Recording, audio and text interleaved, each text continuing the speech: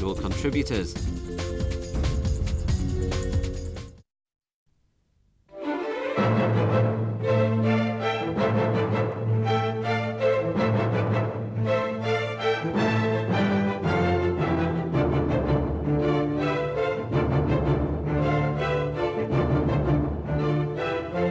This is Newsline. I'm Michael Chagani. Tonight, Mr. Alan Leung, who is the leader of the Civic Party. He's also a barrister. And of course, you're also now the leader of the convener of the Pan Democrats. Before we start, I just want to remind viewers, next Sunday, a week today, the show will go out at 7 p.m. rather than 8 p.m. just for the 1 week next Sunday. So please bear that in mind. I just had to tell the viewers that. Of course. Because we're going to be preempted by soccer.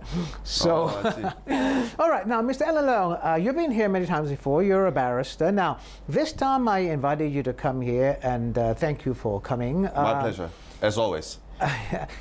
Because I had said something about you that you had said that the rule of law doesn't mean total obedience to the rule of law, and you said you had not exactly said that, so I wanted you to clarify what you meant. Now, I recall you saying that, and the exact words were, the rule of law doesn't mean total obedience to the rule of law. Do you still stand by that? Well, thank you for affording me this opportunity, Michael. I think I never said something along that line. You might have misheard me when you quoted me to have said total. What I have said is that there is much more to the rule of law than merely obedience of the law.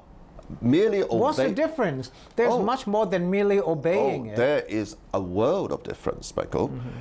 We have been practicing the rule of law and observing the spirit of the rule of law as an institution. We use our laws to protect individuals' rights and freedoms. We use our laws to keep under check and control the exercise of public powers. Now, these are very important facets of the rule of law as an institution.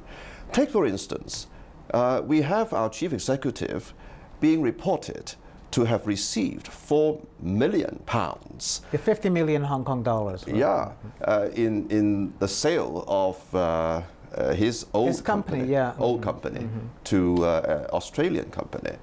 Now, and as you must have been aware, that there had been at least twice attempts on the part of the Pan Democrats to establish a select committee under the Legislative Council Powers and Privileges Ordinance to look into it and to report on what exactly happened.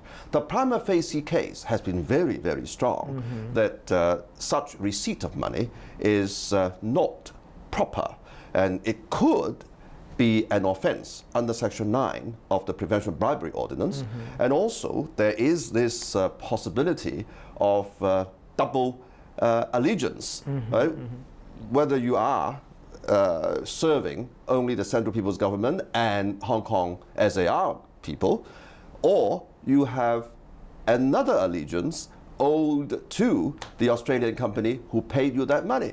Now, this is important because there has been a lot of grievances amongst Hong Kong people that such a strong prima facie case is not allowed to be looked into. This is an affront to the rule of law as an institution, because we are not able to look into this But you know, saga. I'm not here to defend Siwa Leung, but there has also been another case made, and the people who bought it and the people who sold it said that it was a totally standard practice, because at the time he didn't even know that he was going to win. He was going to in fact lose. But you know, that's an issue I don't want to go into because I'm not totally familiar with it. Yeah. But you know, I want to go back to the rule of law. Now you say that he broke the rule of law, but you are also saying that at times, and Albert Ho has also said, you can disobey the rule of law for a higher principle. But you, as a barrister, do you agree with that? Well, I think the higher principle now being the fight for democracy. No, I think what you must be referring to is the concept of civil disobedience. Right. Of course, we want our laws to be able to deliver justice and particularly equality and protecting the freedom of individuals. Now, when there are laws that could not deliver justice to the people, then of course the first thing you do is to try to change and amend those laws from within.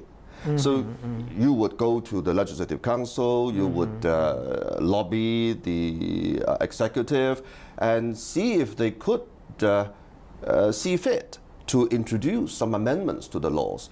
But if we are running against brick walls on all these fronts, and then like what Gandhi or for that purpose Aung San Suu Kyi may still be doing, is that you breach those laws. You, like Gandhi, who led the Indians to go to the sea to make salt. That's right. Just to evade paying salt tax to the British colonial masters. Now, this is a means to really bring the public's attention to the unjust laws. Okay. Now, you say unjust laws, Mr. Leong. Last week, sitting in that chair, was Mr. Kamal Bukhari, Mr. Justice Kamal Bukhari, a non-permanent judge of the Court of Final Appeal. I'm sure you know him. Of course. I asked him the same question, and he said, and you just talked about unjust laws, and you brought out the case of Gandhi, and he said he could not see that there were any, he didn't even use the word unjust, he said oppressive laws in Hong Kong to justify civil disobedience. Now, Gandhi, nobody can argue that there were no oppressive laws in Gandhi's British-ruled India. There were, and so civil disobedience was justified. But Mr. Justice Bukhari said he didn't see that there are any oppressive laws in Hong Kong now that would justify civil disobedience. Would you agree with that? Well, I always respect Mr. Justice Bukhari, but I don't know whether you have... He's a very liberal judge, you know. Of course. I don't know whether you asked him about electoral laws, whether the electoral laws that we have at the moment could be considered just and could afford to the young people... You said there are no laws, electoral or otherwise, is that there are no oppressive laws in Hong Kong whatsoever. He was very clear on that. Well, I can only agree to disagree. The electoral laws that we have at the moment cannot afford equal opportunity of participation to especially the young people, the next two generations of Hong Kong, the chance to participate in the way that they ought to have been able to participate in selecting our chief executive. And what results from that is that it is a very incestuous relationship between the vested interests in Hong Kong and the Central People's Government, the Chinese Communist Party, so that they could agree on who could run Hong Kong. Now, that is why when C.Y. Leung ran for chief executive, he portrayed himself as somebody who could be the savior for the grassroots. But of course, we all heard what he said recently. You don't like this man, do you? About 14K. Yes, I called him a moron. I think that's because I wrote something about you using a wrong word. And I learned from you, Michael, as always. And there's also a very recent case in point here when you talk about the rule of law.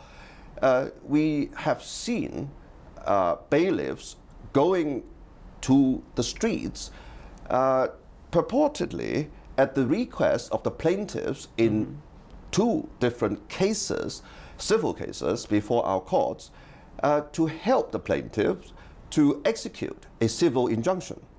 Now, I have read Mr. Justice Au's judgment with great care, together with the Court of Appeal's judgment refusing leave to appeal.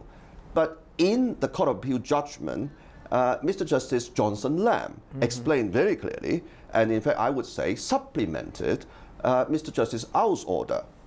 The order required that before you could arrest anybody, that arrestee must first have been explained the exact order. But I saw the order being read over and over and over again on TV 3 or 4 times using loudhailers and posted and in newspapers. All right, so if you haven't read it, that means you didn't want to read it. No, sorry. I of course understand that's what had fallen from the Secretary for Justice. Where you said, oh, it was... No, I saw it. I saw it being read. It was... the lady was saying, now, do you understand in English and in Cantonese? Well, you think alike with the Secretary for Justice. I saw the Secretary for Justice say, oh, it has been broadcast all over... No, I did see it. I saw it on TV. You did see, but what had you seen? You only saw the bailiff being caught on camera announcing the... But aren't you splitting hairs here, Mr. Leung? Because don't tell me that all of those people in Mongkok did not know that there is a court injunction for them to leave. Sorry. You are splitting hairs. Sorry. You may know, as 7 million Hong Kong people already knew, that there had been a court injunction. Right. But is that good enough? You see, a particular and specific arrestee... It's good enough if it's civil disobedience and you said you were going to not object to any court order and you would obey the rule of law, and it's a peaceful obedience. Excuse me, that is where you went wrong, Michael. Because if you are committing somebody for contempt of court, and if successful, this person can end up in jail. Now, you must make triply sure that he or she knows exactly how the operation of that injunction order in the context that he or she was finding himself or herself, and how he or she behaved would infringe that court order. Otherwise, you will not be observing the rule of law in terms that it must have objective certainty. When well, that's really deep. Let me interrupt just for a second because I've got to take a break and I'll let you explain that. And we'll see you soon.